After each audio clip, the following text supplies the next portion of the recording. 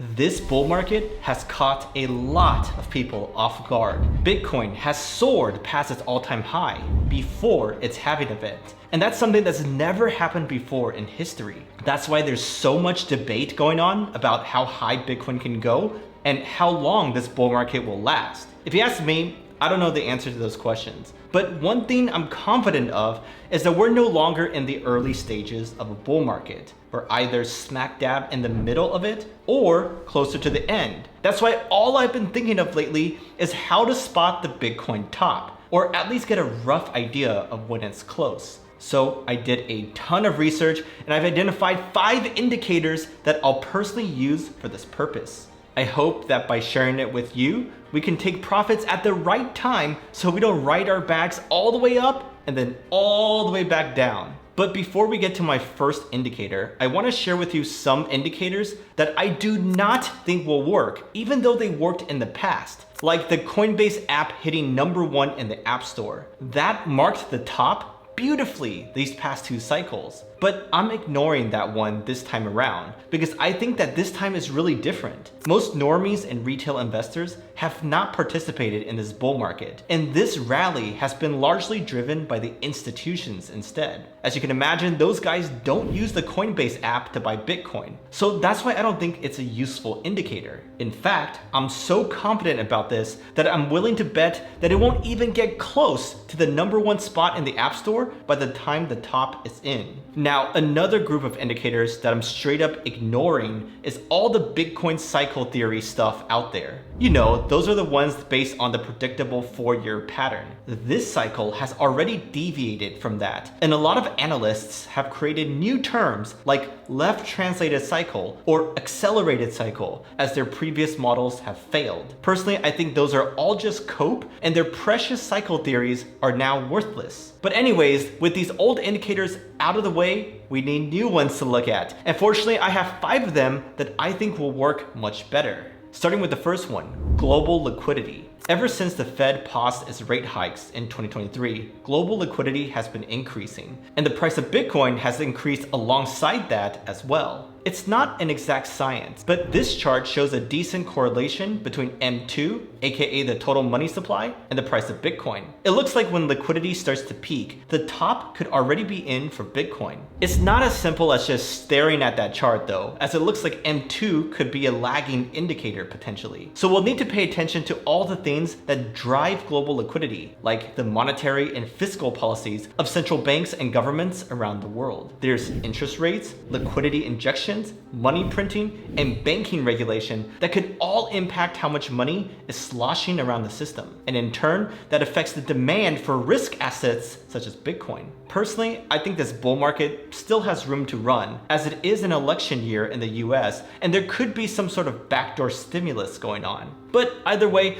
I'll be keeping a close eye on global liquidity to see how that trends over time. Now, next up, we have another essential indicator that arguably has an even more direct impact on Bitcoin's price, and that be the ETF flows. As you know, the Bitcoin ETFs have been a huge success since they launched in January. Bitcoin's price rallied 40% in just 1 month after the launch, and these ETFs now hold over 4% of the entire Bitcoin circulating supply. If you look closer, you'll see that these ETFs have had over 40 days of net inflows and less than 20 days of net outflows. These inflows are super powerful because they supply consistent buying pressure to Bitcoin, pushing the price higher. But nothing lasts forever, and there's no telling how these ETF buyers will react once the momentum starts to cool. It could lead to a cascade of selling that crashes the price of Bitcoin, as you can't expect these institutions to diamond hand like we do. That's why I'm keeping a close eye on these ETF flows,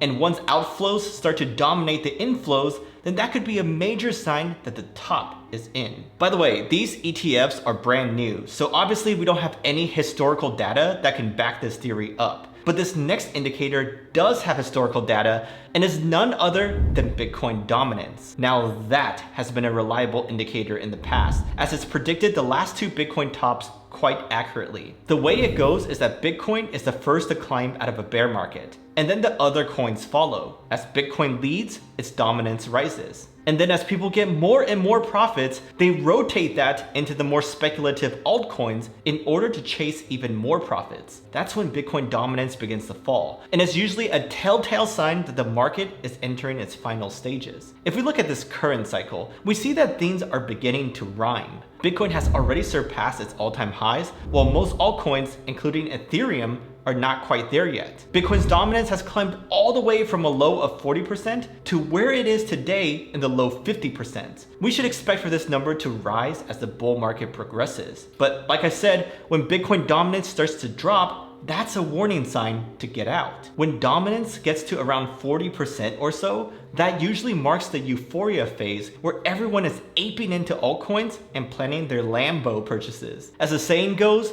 the trend is your friend. So you gotta keep an eye on how Bitcoin dominance is trending in order to take profits at the right time. Anyhow, this next indicator is one that would probably not have worked in the past, but now I think it's more important than ever. I'm talking about open interest and other leverage-based indicators. Back in prior cycles, like 2017 to 2020, there wasn't nearly as much leverage in the crypto markets. There weren't many crypto exchanges offering perpetual futures, and there definitely weren't all those products in the TradFi world like CME Bitcoin futures. But now there are countless exchanges and platforms offering these products, and their daily volume is in the tens of billions. So that's why I'm so focused on these indicators such as open interest, because they give you a great sense for the amount of leverage in the system. As you may know, the higher the leverage, the more the market gets overheated, and a big correction will probably come to flush out the system. That has happened so many times in the past,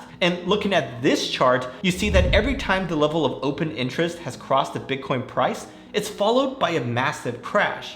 Now, I want to add some nuance here, as I don't think this indicator by itself will help you spot the top. Because this cycle of building up leverage and flushing it out happens quite regularly. But I do think it's useful to consider in conjunction with all the other indicators, as it's a great indication of the level of greed in the market. Speaking of greed, the next indicator I'm watching closely is the irresponsible actions by corporations and nation states. This isn't a technical indicator per se, as there's no chart that you can look at to tell when this is happening. But what you can do is follow the news and look for ridiculous and irresponsible actions by these big entities. If you remember, that's exactly what the celebrities did last cycle. We saw crazy stuff like Justin Bieber buying a Bored Ape for over $1 million, and Tom Brady aping into FTX like no other. Paris Hilton even said that their whole mind and soul were taken over by NFTs during that mania. But like I said, I don't think retail is nearly as involved this time around. So instead, we gotta look at the suits or politicians instead. That's why I'm tracking what corporations are doing, and I've already seen some crazy stuff going on.